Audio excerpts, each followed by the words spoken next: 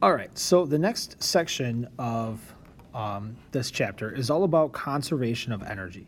And we've essentially already looked at it with the loop-the-loop lab, and we say EI equals EF, right? The initial energy equals the final energy, because energy cannot be created or destroyed, only transferred or transformed. So that's where we're going to get a quick introduction of this section.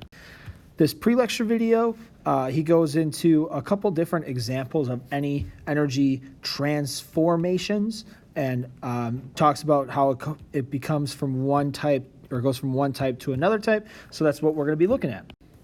So 10.6 is all about using the law of conservation of energy. And again, that's simply that whatever you start with, you have to finish with, as long as the work done on the system is zero. So there's no work being done. We're in an isolated system. The conservation of energy absolutely stands true. So we can use the law of conservation of energy to look at a before picture and an after picture for the different types to look at isolated or energy conservation. So whatever change I have in energy is equal to the work done. But in an isolated system, there is no work. So whatever energy I start with, I have to finish with. So this is actually a little backwards. This is the initial case. This is the final case. I started with this. I end with this. The magnitude of those values are the same. Notice how in the final case, of course, there is some thermal energy added. So energy cannot be created or destroyed, only transformed or transferred. So transferred goes back to this concept of work, and in an isolated system, work equals zero. So we got a quick check. A spring-loaded gun shoots a plastic ball with a launch speed of 2 meters per second. If the spring is compressed twice as far, what will the launch speed be? Well, this is a perfect example of potential static energy, or elastic potential energy rather, becoming kinetic energy. This is going to be 1/2 k delta x squared, and that's going to be 1/2 mv squared. So it starts as static, or spring energy becomes kinetic friction. So if I double how far it compresses, I quadruple the amount of energy, which means I'm also going to double the velocity, because that'll quadruple the amount of kinetic energy. So it'll be from 2 to 4 meters per second. Another quick check, same concept, but now we're replacing the spring with a new spring having twice the spring constant. So again, I have US equals K. US is 1/2 k delta x squared. K is 1/2 mv squared. Now, if I double the spring constant, I double the amount of energy. So my velocity will go up by a factor of the square root of 2. And 2 meters per second times the square root of 2 is going to give me 2.82 meters per second. So now let's actually take a look at a problem and how we can utilize the law of conservation of energy to solve a problem. And here's just a really simple example right here. The car sits at rest at the top of the hill. A small push sends it down the hill. After its height is dropped by 5 meters, it's moving pretty quickly. Write down the equation for the conservation of energy and solve for the final velocity of the car. So the concept of the conservation of energy is that whatever energy I start with, I end with, as long as the work done on the system is zero. No work being done. Whatever I start with, I end with. So what energy or energies do I start with? That will be my initial energy. And in this case, well, it's at the top of a hill, so I know that it starts with UG. And one thing that I'll do is I'll go subscript crazy, and I'll say, oh, that's UGI. And then I say, okay, well, what type of energy or energies does it end with? And it ends with kinetic. So I'll say kinetic energy, but I'll put KF.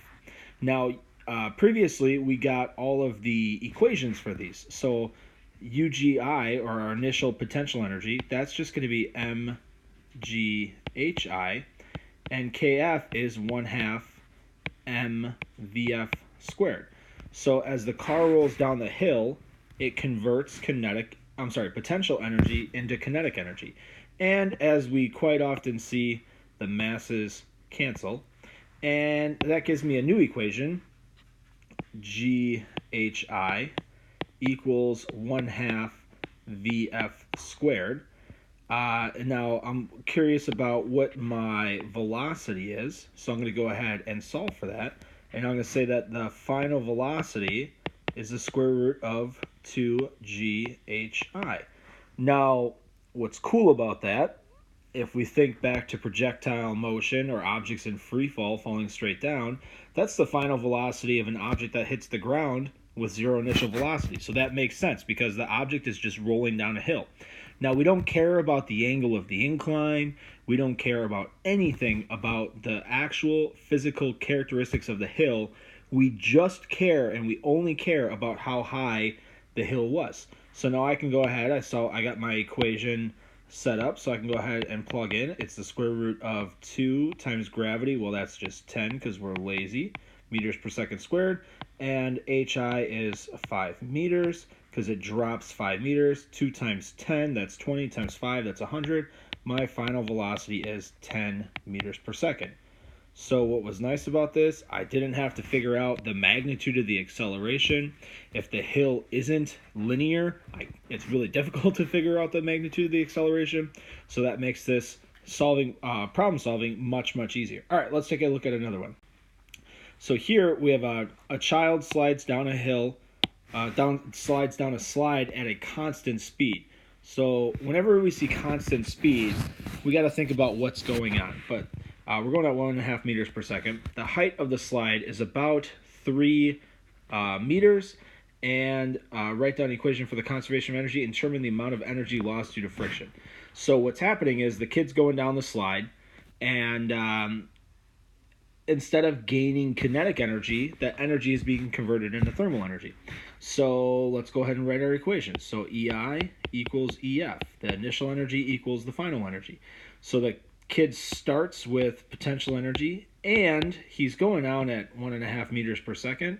So we'll go ahead and say that he also has kinetic energy, and he's going to end with kinetic energy, KF, and he's going to end with some thermal energy.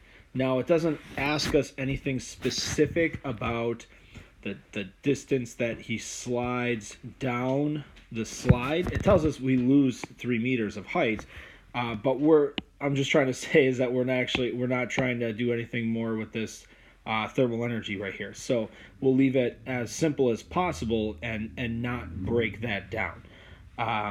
So we can go ahead then and let's solve for this. Now, if the kinetic energy doesn't change, we can go ahead and actually cancel this out. Ki and Kf are the same, so none of the energy is being converted or transformed into kinetic energy, so we can go ahead and cancel that out. So I get mghi equals ETH, and the mass I have is 15 kilograms. G is again 10 meters per second squared, and the H is 3.0 meters, and that becomes my thermal energy. Well, 15 times 10 is 150 times 3. That's 450 joules of energy. So the law of conservation of energy says that the energy is being transformed from gravitational potential energy into kinetic energy. All right, so we got one more example problem here, and this is exactly what I'm talking about. There's a really nice thing about this problem is, as I look at this, I got Katie's at the county fair. She's going down a water slide. It's a water slide, so we can assume there's no friction, and it follows this kind of weird little shape here. And in this shape, I can't use G sine theta. I can't use dynamics. So if I didn't have conservation of energy, I'd kind of be stuck. Because I can't solve for the magnitude of the acceleration. So I can't do what we had previously done in previous units. So instead I can use the concept of the conservation of energy, and all I can say is EI equals EF. So at the top it says Katie starts 9 meters above the ground, and she pushes off with an initial speed of 2 meters per second. So she's going to start with some potential energy. We'll call that UGI.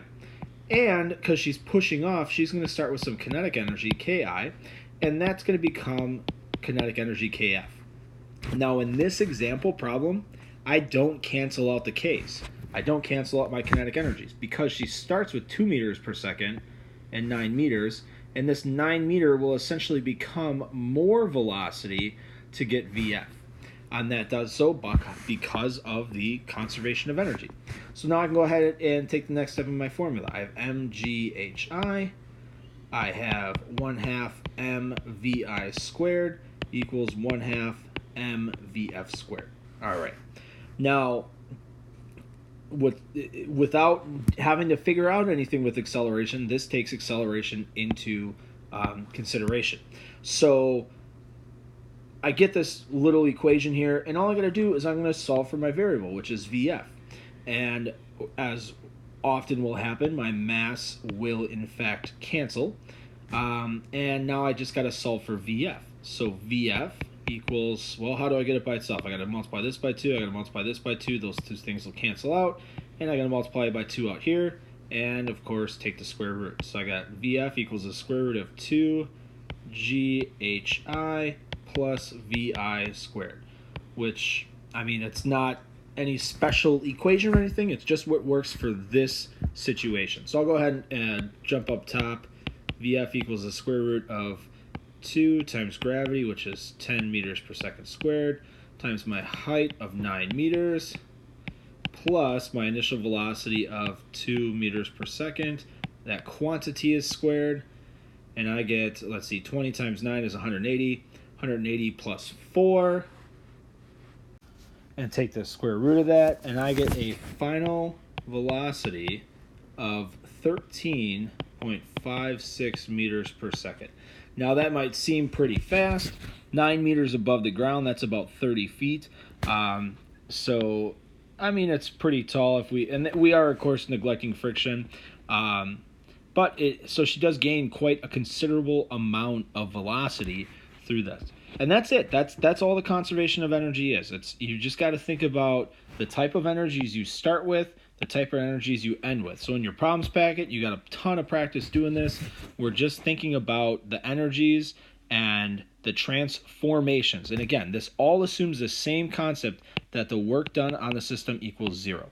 So in that case, the energy is transformed from one type to another, and the total amount of energy has to stay constant. And that's it for the conservation of energy. It's one of the simplest but simplest way that you can figure out information about an object going from a before state to an after state. And we don't care about anything that happens in between. That's all just irrelevant. All we care about is the before and the after. All right, so the last thing we're going to do is we're going to talk about a couple different extensions of this, and we'll do that in the next segment.